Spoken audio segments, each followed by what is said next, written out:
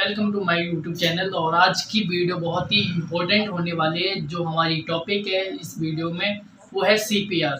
हम सीपीआर क्यों देते हैं, किस लिए देते हैं, आज हम सीपीआर के बारे में सब जानेंगे। एक एक तरीके से, एक एक बारीकी तरीके से जानेंगे।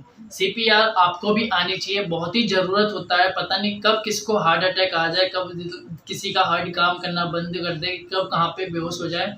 तो आप भी इस सीपीआर को सीख के आप भी किसी एक पर्सन की जान बचा सकते हो। आज मैं आपको इस सीपीआर के बारे में पूरा फुल जानकारी देने वाला हूँ। इससे पहले मैंने हार्ट अटैक की वीडियो बनाया था, उसमें सीपीआर से पूरा उसको कनेक्शन है। तो आप सीपीआर सीखेंगे तो आप एक हार्ट फेलियर इंसान को भी बचा सकते हैं। हार्ट अटैक कहीं भी आ सकता है, रोड पे या कहीं भी आप जाते हो। हार्ट अटैक का कोई गारंटी नहीं कि आपको हॉस्पिटल में ही आए या एम्बुलेंस के पास ही आए, कहीं भी आ सकता है। तो हार्ट अटैक के बाद तो आपने जान ही लिया होगा दूसरा वीडियो में। और आज मैं आपको सीपीआर के बारे में बताऊंगा। जो सीपीआर एक हार्ट फेलियर पेशेंट को भी दिया जाता है। उसको जब हार्ट अटैक आता है तो दिल काम करना बंद कर देता है, सर्कुलेटरी सिस्टम हमारा बंद हो जाता है, इसलिए हम उसको सीपीआर देते हैं। अब सीपीआर आप एग्जैक्ट समझिए कि कहीं भी रोड्स के साइड अगर हम कोई व्यक्ति चल रहा है, उसको हार्ट अटैक आया, उसको हार्ट अटैक आते ही आप उसको क्या कर सकते हैं कि अगर आपको पता है तो आप उसको दे सकते हो सीपीआर। अगर नहीं पता है तो फिर आपको उसको पास जाना भी मत और रिस्क भी मत उठाना। तो सीपीआर अगर आपको समझना है तो आप इस वीडियो में बने रहे लास्ट तक। जैसे कि किसी पेशेंट को हार्ट अटैक आता है, दिल काम करना बंद कर देता है, तो आप एक काम कर सकते हैं, उस पेशेंट को जहां भी वो पर्सन गिरा है तो एक तो सबसे पहले जगह देखनी है। जगह ऊपर नीचे नहीं होना चाहिए, लेवल में होना चाहिए। जबकि जब आप उसको कंप्रेस करेंगे तो पूरा प्रेशर उसके हार्ट पे पड़ने चाहिए, ना कि उसको कहीं आजू बाजू या कहीं भी पड़ने चाहिए। ठीक है। तो सीपीआर देने से पहले हम आपको ये बता दें, उसकी एक पोजीशन सही करना है, पोजीशन सही करना है और उसको ऑब्जर्व करना है कि उसको सिर्फ बेहोश हुआ है या उसको हार्ट अटैक रियली में आई है। पता चला वो सिर्फ बेहोश है और आप उसको सीपीआर देने लग जाए, तो सबसे पहले हमें चेक करना है कि वो उसकी सांसें चल रही है, धड़कनें चल रही है। तो आप एक काम कर सकते हैं, आप अपना कान को उसके हार्ट तक ले जाके सुनना है, उसकी आवाज़ें आ रही है क्या, उसकी सांसें चल रही है, सिर्फ उसको एम्बुलेंस की ज़रूरत है या उसको सच में ही सीपीआर की ज़रूरत है। तो अगर उसको सीपीआर की ज़रूरत है तो आप सीपीआर देंगे, नहीं तो अदरवाइज उसको एम्बुलेंस को कॉल करके बुला सकते हैं। देखिए जब आप वहाँ पे ये काम कर रहे होंगे सीपीआर के, तो आसपास बहुत सारे एज ए पर्सन भी इकट्ठे हो जाते। तो कोई भी किसी को आप ऐसे नहीं कह सकते कि कोई कॉल लगाए, नहीं तो सब घबरा जाएंगे, वो लगाने लगेंगे, वो लगाने। आप किसी एक के साइड हाथ का इशारा करते हुए बोलेंगे आप एम्बुलेंस को कॉल लगाए। अगर बाई चांस आपने बोल दिया एम्बुलेंस को कॉल लगाओ तो सब एम्बुलेंस को कॉल लगाने लग जाएंगे। तो आपको करना क्या है, आप किसी एक पर्सन को हाथ के इशारा देके उसको एम्बुलेंस के लिए कॉल करवाना है। और एब्जॉर्ब करने के टाइम जो हमारा होता है सिर्फ 5 सेकंड होता है। 5 सेकंड से ज़्यादा नहीं लेना और 5 सेकंड से नीचे ऑब्जर्व नहीं करना है। ठीक है। पता चला आप सांस चेक कर रहे हो, करते करते आपके टाइम जाइए और उस पेशेंट की डेथ भी हो सकती है।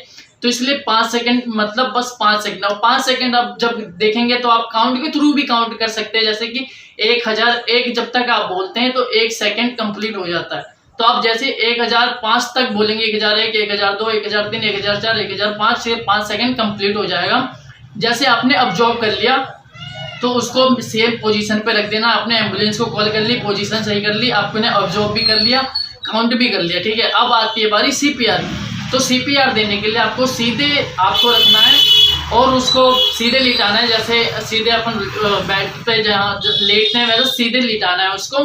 और उसको जैसे हम कंप्रेशन देंगे तो हमारा स्टर्नम होता है, यहाँ पे लेफ्ट साइड में अपना हार्ट होता है, तो यहाँ पे होता है। तो यहाँ पे आप उसको इस तरीके से एक लॉक लगाना है। जैसे कि आप यहाँ पे देख सकते हो कैसे ये कर रहे हैं। तो इस तरीके से लॉक लगाना है और हाथ को पूरा फोर्सफुली सीधा रखना है, सीधा, ना कि आप ऐसे रख के ऐसे ऐसे करेंगे। पूरा सीधा रहना चाहिए, सीधा कंप्रेस करना चाहिए उसके हार्ट पे।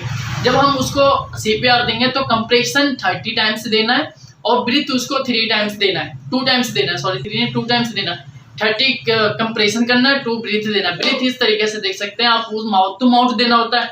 कोई पर्सन कंफर्टेबल नहीं होता उसको माउथ टू माउथ ब्रीथ देने के लिए। तो आप एक काम कर सकते हो, आप ब्रीथ देने में असक्षम है तो आप उसको कंप्रेशन कंटिन्यू रखना होता है। और जब आप कंप्रेशन कंटिन्यू रखेंगे तो आपको पूरा अपने ऊपर रिस्क होती है, उसको बीच में छोड़ना नहीं है। अगर आपने छोड़ दिया तो आपके ऊपर भी कार्रवाई हो सकती है। जब आप उसको सीपीआर दे रहे हो तो पूरी हैंडल आपको करनी है एम्बुलेंस को आते टाइम तक।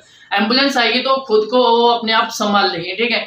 तो आप 30 टाइम तक पूरे फोर्सफुली उसको कम से कम 2 इंची नीचे जानी चाहिए। जैसे ये हार्ड है, 2 इंची नीचे जानी चाहिए हमारा जो कंप्रेस करते हैं ऐसे, तो 2 इंची जानी चाहिए। अगर आपको ये डर लग रहा है कि उसको स्टर्नम जो बोन है, ये रिब्स है, ये टूट जाए, तो ठीक है, आप घबराएं नहीं। टूट रहे हैं तो टूटने दीजिए, बट 2 इंची उसके नीचे जाना है। क्योंकि अगर 2 इंच तक नीचे नहीं गया तो हमारे हार्ट पे हार्ट तक हमारा कंप्रेस पहुंचेगा नहीं, तो उसके सर्कुलेटरीज भी नहीं हो पाएगा। तो 2 इंची तक नीचे जाना है और उसको हमें 30 टाइम तक कंप्रेस करना है। अब आप ब्रीथिंग नहीं दे सकते माउथ टू माउथ, तो आपको कंप्रेशन आपको कंटिन्यू रखना है।